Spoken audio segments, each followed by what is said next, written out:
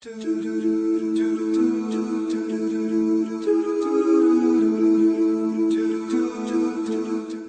alaikum wa rahmatullahi ta'ala wa barakatuhu. You're watching Sky 847. This is Safir TV, and this is It Takes Two with myself, Bilal Alihu, and my co-host, Ruby Soa. Assalamu alaikum. Alaikum salam. This week we're joined by Sheikh Ahmed Hanif. Assalamu alaikum. Assalamu Wa alaikum salam wa rahmatullahi wa barakatuh. Alhamdulillah. And this is a program where we explore the challenges that naturally occur in marriage and try to help you come up with solutions to move forward in your relationships. Let's jump into the first scenario, if I may. And it's from a mother. It reads, I am very worried about my son. Derek takes two. I am very worried about my son. He is 10 years old and is starting to hear voices. He has an episode every so often where he starts talking to himself, and then all of a sudden he begins to speak in a different language and even a different tone of voice. It's very frightening, and it has now taken a toll on my marriage. Why has this happened to my only son? Why is God doing this to me? I feel as though he has forsaken me and my family. I pray, I give zakat, I give khums, and I fast, and I do all my wajibat, and I am tired of getting told that this is my test. I need and want something else. I want support. And this is from Fed Up in London. This is Ruby. This is an unusual type of letter, right? Well, is it really? I mean, we have examples of this in Christian churches where people, children, adults are suddenly have out-of-body experience, so to speak. I think what she needs to do, first of all, is get some help, professional help.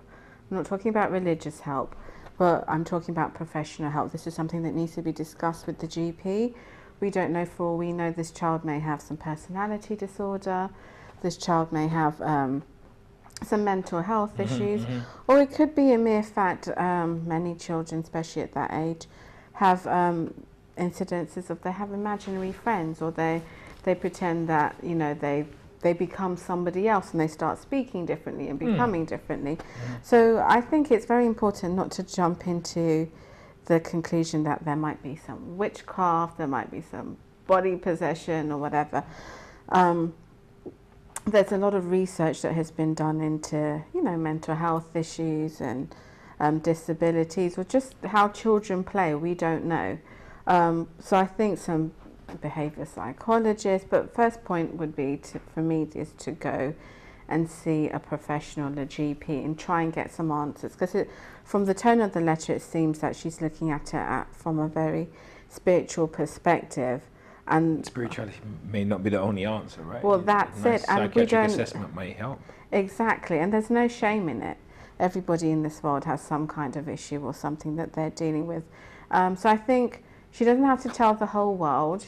I think she just needs to go to a healthcare professional and explore those avenues first. And then if there are no answers, then we can bring it into the community and see who we can, because I don't think she's the only person who's gone through this, No, there's more. There's more.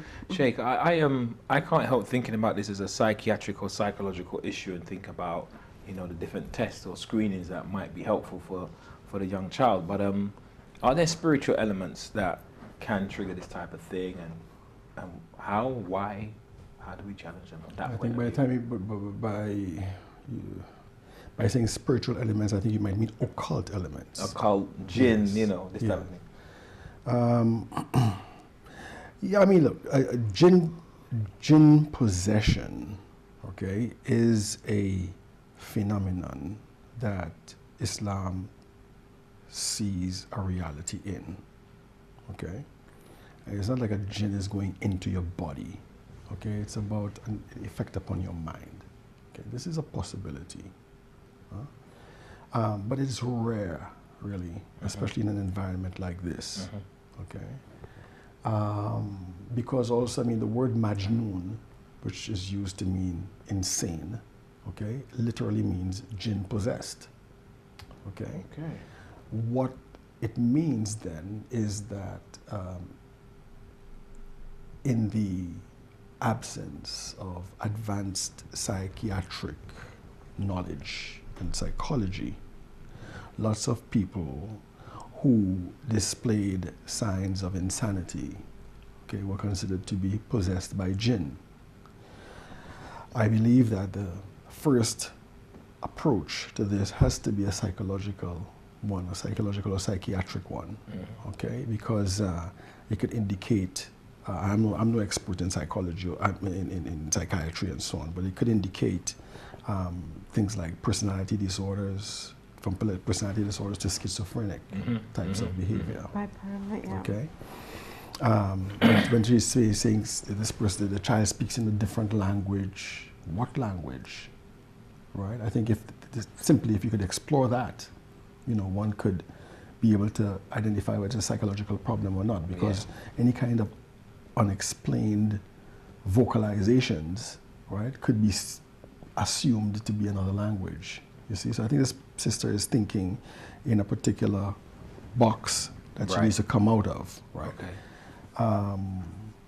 And I think basically, quite possibly, it's a psychological problem. I think it's really important, especially in the time that we live in, that medical options are sought, especially if they are available. And in the West they are, psychological evaluation, pediatrics, behavioural stuff, behavioural modification, rather than jumping to conclusions. I think when we jump to conclusions, it's not only the child, but the family can be labelled, and they can be often, because people don't know how to deal with things, ostracised, etc. And the child that label could stay on the child. So I think it's really important to seek medical and professional help. The sister said she wanted support. I think support needs to come from her partner and her family. And this is not something that you want to be shouting from the rooftops. No. Especially if you don't know what you're dealing with, and what your, educational repertoire is. Maybe in her culture, I don't know where she's from, this is common, like in certain African cultures, Asian cultures, Oriental cultures. Anytime there's an issue, you get an illness, it's always the jinn, or somebody's done some kind of witchcraft on you or something. They put a jinni on me, Exactly. And a lot of the times we can get ourselves into situations where we're so obsessed with, elements that we're unaware of, that we tend to label anything that we can't understand as being jinni or some kind of witchcraft. But honestly, go and talk to your GP. GPs are great as a first option to... Good protocol. Exactly. As a first protocol. Sheikh, are there any historical records or accounts of, say, for example, Muslim people in general, like getting possessed of jinns, and how has that played out? I mean, like not to say a case study, but something that we have in the books to say this is what happened. Yeah, there are many anecdotal types of records and stuff like that about that type of thing. From human beings marrying jinn to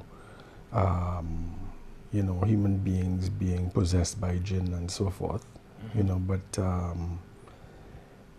I think in the modern period, you find less of that type of thing taking place, right? That type of idea, that type of phenomenon tends to occur more in a kind of a traditional context or a non-modern context, where you have the sort of a cultural support, okay, for that type of activity, and you, for example, again, on another level, you find that areas where the jinn world intersect with this present world, has a lot to do with the naturalness of the environment in which you live. You see, for example, in Islamic teachings and so on, you find that jinn tend to be found more in wastelands, in the desert. Okay. You see, less so in populated areas. You see, so if, for example, you want to talk about forests and that type of thing, so if you want to talk about interfacing with jinn, you have to be talking about societies that are situated in these types of environments, which tend to be more natural type of environments, you see. In modern environments like this, you find less of that, exactly, less of that taking place, right? So there's a very high possibility that this is actually a psychological or psychiatric issue rather than an issue of jinn possession. Isn't there an emergence of this new ageism in the society, in the modern society, and people, you know, because of new ageism and a kind of vacuum of spirituality entering into their cult, and I don't know, this is movies or different things, but are maybe calling up or triggering certain elements. Well, there are people who dabble with those types of things, right? But it's not like the movies, they open a portal for the demon world or anything like that. People who dabble in these types of things bring these things upon themselves. They don't bring it up in the world to let loose on the rest of humanity. That type of thing, you know. So in all different cultures and religious scriptures, we have examples of unexplained phenomena happening, and we're not saying that we don't acknowledge those, but I think we have to be very clear and listen to the times that we're in with the support, because you have so many horror stories where people are, you know, giving these children things to eat and telling them to do such and such behavior or do this, that and the other, which are quite detrimental. So I really want to, I'm not saying that I don't acknowledge the phenomena that we have. Allah's created so many things that we're not aware of, but I think there's an explanation to most things, and I want to kind of stay away from the topic of what should we do? Should we pray on them? Should we give them some water from, I don't know, France or something that would cure them, and look at a more scientific explanation? And if that doesn't work, then that's something to be discussed. But I think it's really dangerous to try and think of it as something other than it probably is. Even if we perceive it, we classify it or at least make the assumption it may be some kind of psychological, psychiatric type of issue. Why do these type of things, I know many people will ask this, why do these type of things happen to religious people? The sister says, I pay my zakah, my combs, I pray, I fast. Why me? Why me? Why me? Well, I wouldn't say why does this happen to religious people. I think psychiatric or psychological problems happen to people, you know. But yes, she's saying, why me? Yeah. I pray, I fast, I do all kinds of things, and this is what you're going to do to me, God? Well, hey, you know, why did Imam Hussein alayhi salam not cry, why me? Right? When he was losing everything, okay? His family was being wiped out, okay? He was going to be killed and murdered, you know, with his spiritual level and closeness to God. Right, with all the benefits, the spiritual benefits that Allah has given him. As an Imam, yeah. Right? Yeah, yeah. He is more important to say, why me? Imam Ali alayhi salam is more important for him to say, why me? Okay? I think there are people who have to be careful about their sincerity in worship, you know, of why they are practicing their religion. Some people practice their religion and think that you know, they would have no problems in life. And I think that is very naive, you know, because I remember us talking in different programs, you know, about the role of suffering, okay, the role of difficulty in life, that it has a role to play in the formation of the human character, you see, and also it has a role to play in God's justice, in us being compensated for the bad things that we have done. That in this world we can get difficulties, and it is better for us to have it in this world than in the next world, and so on. You know, and this person should realize that if, for example, they stop worshiping God and so forth, right? There's no guarantee that this will remove their problems. Right? It might even increase their problems. Wow. I would agree. This thing of, I think when people say why me, it's a expression of being exhausted and just frustrated with the situation. Despair, I think. And my thing is, why not you? Then who should it be? Who should it be happening to?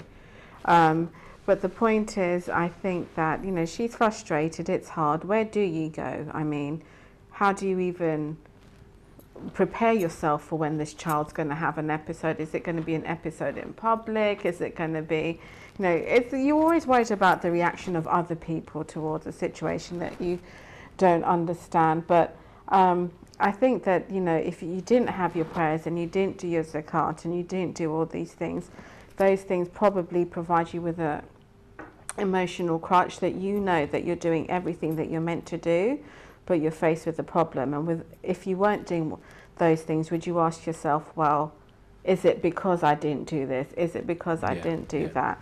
Yeah. So, there's no need to despair. You're not the first. This is what human beings do. We always presume that we're the first, we're the only people. And very rarely in time are we afflicted with things that only one person in time.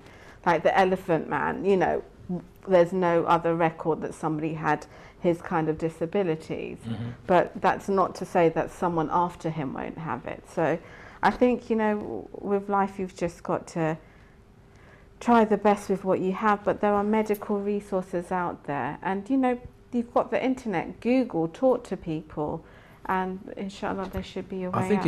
I think it's important as well that the couple speak to each other, because the sister mentions that it's taking a toll on their marriage. So it's really important that they take time out for themselves as a couple and to support each other and communicate and keep that going as well, because that, in the stress of it all, you wouldn't want to know that they turned in on themselves. So they have to really remember that they are a couple. Yes. And that they are not getting psychological counseling. Yes. Right? There doesn't seem to be any kind of psychological counseling taking place. Offload or somewhere to go and have some sort of support, whether it's clinical counseling or even just to have a place to go and get that off your chest. Well, maybe, like a debrief, their parenting styles are different. He's like, sit down, be quiet. She can't control the environment. Maybe it's affecting their day-to-day lives. Like when we go out, we're in the middle of Sainsbury's, is he gonna start acting whatever? Is he gonna look at me like, where is this from? A lot of the times, you're finger pointing. Is it something you did? Is it something, it's hard, but they need to continue. This is a team effort. It's going to take a lot of effort from all sides. And even religiously, just to give them that support, the community, if they want it, to know that and to we continue will help to fast and continue to pray. Exactly. Sheikh, do we have exorcism and possession? I mean, not possession, but do we have exorcism? This idea of exorcism in as followers of Ahlul Bayt, as Muslims, but within the Shia school in particular, is there a kind of concept of? Yes. Okay. Could you say? Are you going to divulge? Could you elaborate, because I'm gripped. I'm not very much versed in that. Okay, yeah. Okay. But there is the concept does exist. Okay. Because as you said, sometimes people take it as a first, when there's a sort of mental health problem or something like that, people take it as a first port of call. I think it's a cultural thing as well. It depends on what region. I know in the Middle East, they're heavily based on, there's a cure for everything. If you go on ziyarat, it will cure things. If you drink this type of water, it depends on who you talk to. It's like Chinese whispers. If you do 50 of these and 10 of those, then it should cure everything. I think each culture has their own way. If you rub this oil, I know like in a lot of African cultures, if you rub this oil with frankincense and this thing and you chant this, then this will work. And if you take the child here and I've heard all kinds of stuff, but it's hard to know what is, authentic. You say, you write down certain ayats of the Quran with saffron and then you wash it off and drink the water. But, again, I just find it I really want to stay away from things like that, because a lot of the time you feel overwhelmed and pressured and it doesn't. And when it doesn't work, and if it doesn't work, then you're still left with the problem.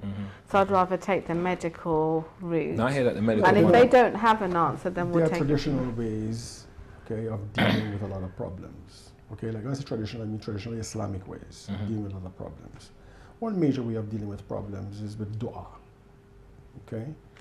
Now it depends upon what our headspace is when we apply these solutions, whether it is to write something in saffron, the wood, and drink it with water. It all depends upon how you're thinking, right? A large part of it is commitment, all right? Commitment or sincerity to the act that you're doing, okay? If you're not sincere to this act that you're doing, if you're doing this act with doubt, for example, it doesn't work, It doesn't work. And I don't think it's only for that. I think it happens with medicines as well. Okay, you could be taking a medicine and thinking it's a placebo, right? And because you think and you're convinced that it's a placebo and it wouldn't work, you know, your psychology itself doesn't make it work. Yeah. Right? It's a drug that can help you, but you don't believe it works, it's not going to work. You see? I think, you know, if you want to deal with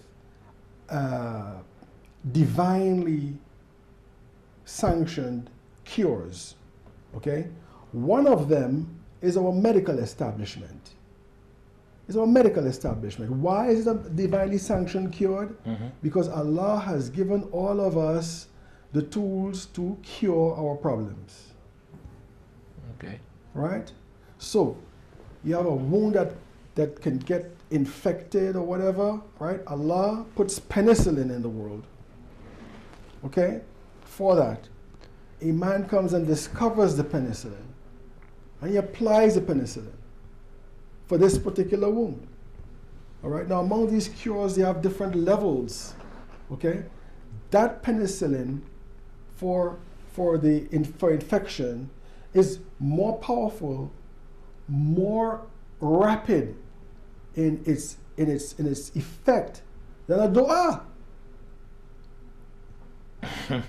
Right? You know, so if you're going to put aside that for this, put aside penicillin for a dua, okay, you're not using your reason.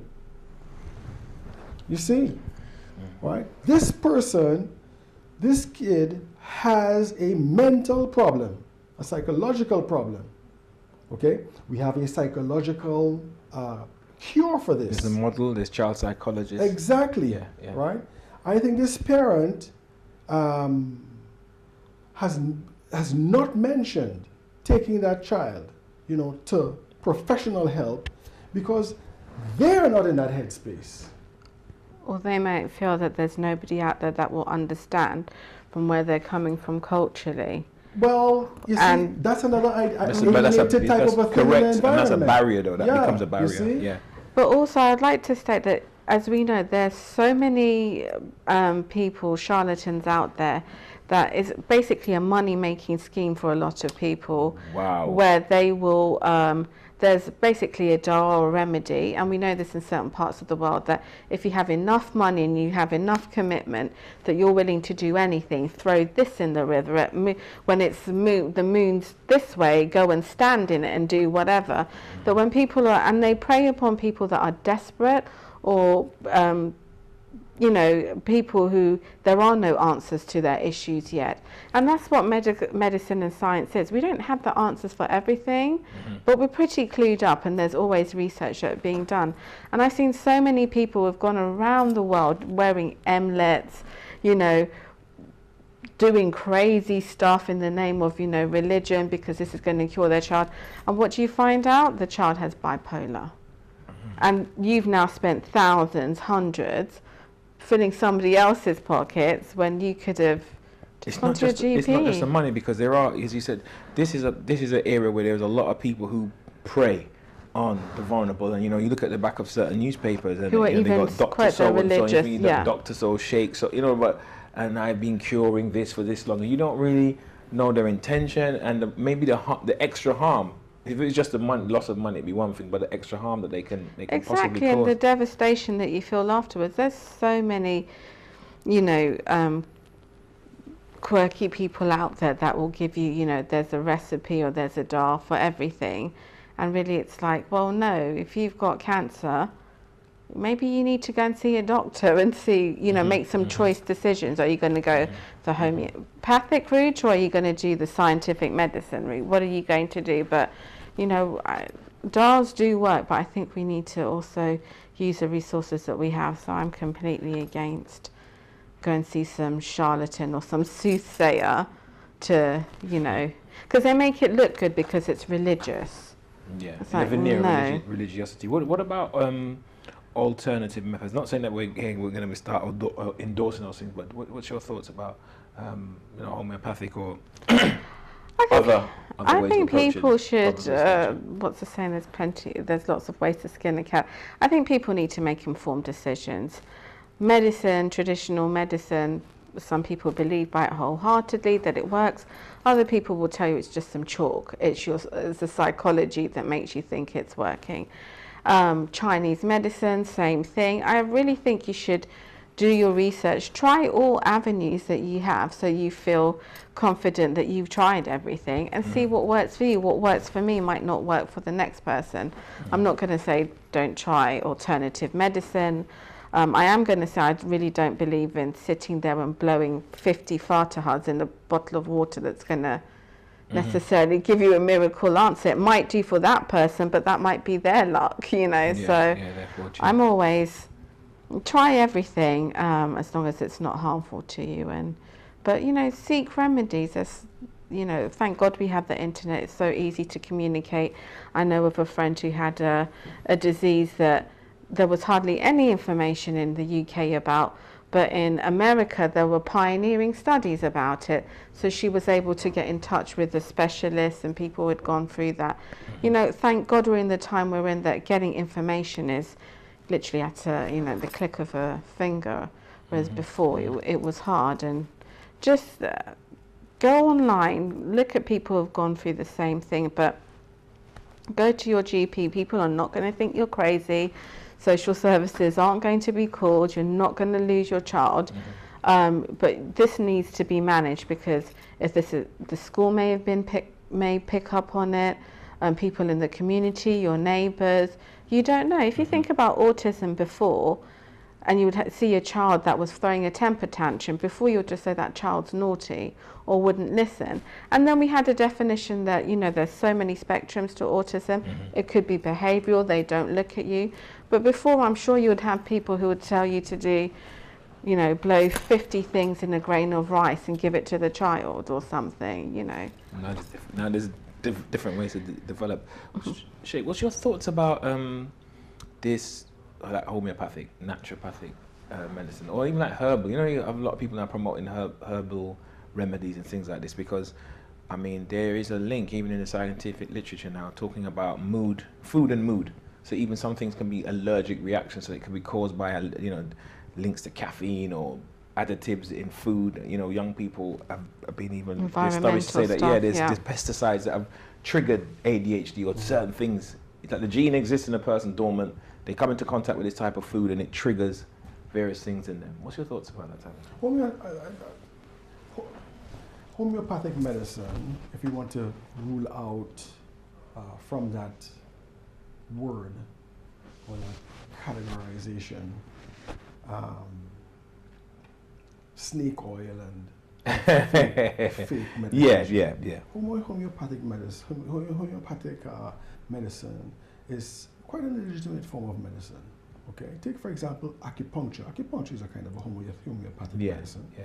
You know, I think there's no doubt that acupuncture works for many conditions, not everything, right? Chiropractic was once considered to be homeopathic, or considered to be outside of the orthodox orbit of orthodox medicine. I think in the UK it's still considered to be sort of like something out there on the margins. In places like Canada and so on, it's quite now integrated in the medical system as a form of medical treatment. You know, Ayurveda, which is a very ancient form of Indian medicine, right, is still quite viable in today's society. Qigong, which is another Chinese form of martial art, both internal and external. Right? This is also a type of homeopathic type of a thing, dealing with energies and so forth. These things are quite real, you know. So I think I don't think we should dismiss homeopathic medicine. In terms of dealing with psychological issues, however, right? Because of my ignorance, I don't know of traditional means by which people deal or dealt with psychological issues. I do know in Muslim Spain they had a great tradition of using music to cure or alleviate certain psychological... To create a mood in the individual. Sound can create mood, right? Yeah. You have that now in medical science, music therapy. Okay, and we're talking about 1,000 years ago or so that they had this, you see? So, yeah, I mean, I think homeopathic medicine is something that we should not overlook. Yeah. We just, when we get into these questions, the time just goes just like this. So I'd like to thank you both for your contributions, and maybe Sheikh, if you can leave the sister with just a word. Well, I would encourage the sister to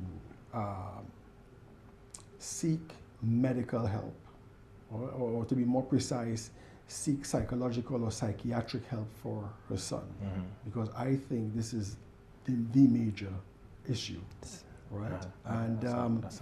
I would also advise her to do not put her hopes in such a fragile position that you have to ask yourself, why is God doing this to me?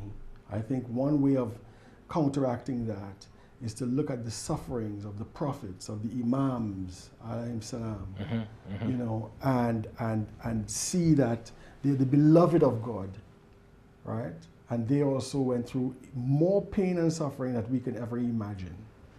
I think these two things, I think, should help her on the way. Inshallah, yeah. I mean, thank you, Sheikh, for your wise words, and thank you, Sister Ruby, for your contributions. And thank you all for staying with us for the duration of It Takes Two. And we hope to see you next week. Assalamu alaikum wa rahmatullahi ta'ala wa barakatuh.